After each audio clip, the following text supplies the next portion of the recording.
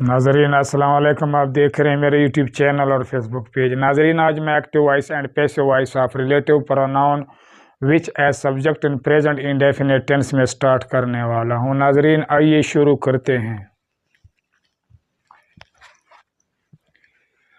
Active and passive voice of relative pronoun which as subject in present indefinite tense. Relative pronoun which as subject यानी कि बतौर फ़ाइल वाला active voice और passive voice फ़ेल हाल मुतलक में। नाजरीन, विच एक ऐसा वर्ड या लफ्ज़ है इंग्लिश में वो सब्जेक्ट यानी कि फ़ाइल के तौर पर भी इस्तेमाल होता है और ऑब्जेक्ट के तौर पर भी इस्तेमाल होता है।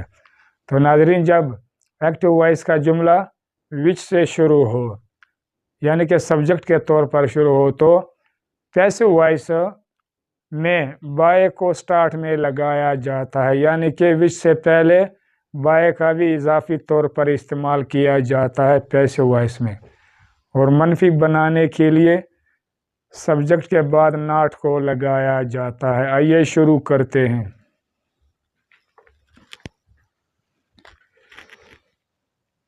ए का मतलब एक्टिव, वी का मतलब voice. Which teacher teach you, कौन सा टीचर आपको पढ़ाता है। तो नाजरीन, ये एक्टिव वॉइस का उर्दू का तर्जमा है। नाजरीन, जब रिलेटिव प्रोनाउन विच ये सब्जेक्ट के तौर पर इस्तेमाल हो और इंटरोगेटिव के तौर पर इस्तेमाल हो और सेंटेंस या जुमले के स्टार्ट में लगा हुआ हो, तो नाजरीन फिर ऐसे सेंटेंस या जुमले के आखिर में इंटरोगेटिव मार्क सवालिया निशान भी लगाया जाता है।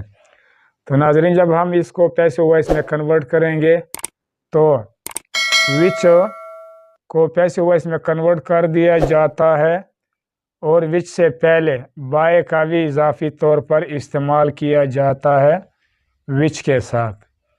और इसके बाद नाजरीन टीचर ये विच के साथ ही कन्वर्ट या चेंज कर दिया जाता है और बाय का स्टार्ट में या शुरू में इजाफी तौर पर इस्तेमाल होता है। तो नाजरीन, इसके बाद यू ये ऑब्जेक्ट है, ऑब्जेक्टिव केस है। तो नाजरीन, जब हम इसको पैसिव वॉइस में कन्वर्ट करेंगे तो यू का जो सब्जेक्ट है या सब्जेक्टिव केस है वो भी यू है। तो लिहाजा यू पैसिव वॉइस में कन्वर्ट या चेंज हो जाता है यू पर।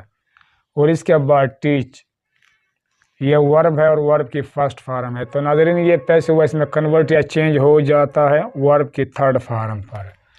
और आखिर में इंटरोगेटिव मार्क भी लगाया जाता है, चाहे वो एक्टिव वॉइस हो या पैसिव वॉइस हो। तो नाजरीन, यू से पहले और विच टीचर के बाद आर का हेल्पिंग वर्ब इस्तेमाल होता है जब प्रेजेंट इंडेफिनिट टेंस का सेंटेंस या जुमला पैसिव वॉइस में कन्वर्ट होता है तो वो प्रेजेंट कंटिन्यूस टेंस में ही कन्वर्ट किया जाता है। तो नाजरीन, यू प्लूरल है तो लिहाजा यू के साथ हेल्पिंग वर्ब आर इस्तेमाल किया जाता है। तो नाजरीन, ये एक्टिव वॉइस से पैसिव वॉइस बनाना, वो भी relative pronoun which as subject का। पी का मतलब पैसिव, वी का मतलब voice. By which teacher are you taught, कौन से उस्ताद के ज़रिए आपको पढ़ाया जाता है। तो नाजरीन, ये पैसिव वॉइस का उर्दू का तर्जमा है। ए का मतलब एक्टिव, वी का मतलब voice. Which boys decide to help Noman, कौन से लड़के नोमान की मदद करने का इरादा या फैसला करते हैं। तो नाजरीन, ये एक्टिव वॉइस का उर्दू का तर्जमा है। तो नाजरीन, ये भी सेंटेंस या जुमला यहाँ से लेकर यहाँ तक का यानी कि मुकम्मल सेंटेंस या जुमला पैसिव वॉइस में कन्वर्ट या चेंज हो जाता है। तो नाजरीन, जब हम विच वॉइस को पैसिव वॉइस में कन्वर्ट करेंगे तो विच वॉइस से पहले यानी कि स्टार्ट या शुरू में बाय का भी इजाफी तौर पर इस्तेमाल किया जाता है पैसिव वॉइस में। तो नाजरीन, इसके बाद नोमान ये ऑब्जेक्ट है, ऑब्जेक्टिव केस है। तो नाजरीन, जब नोमान का जो सब्जेक्ट है सब्जेक्टिव केस है वो भी नोमान है।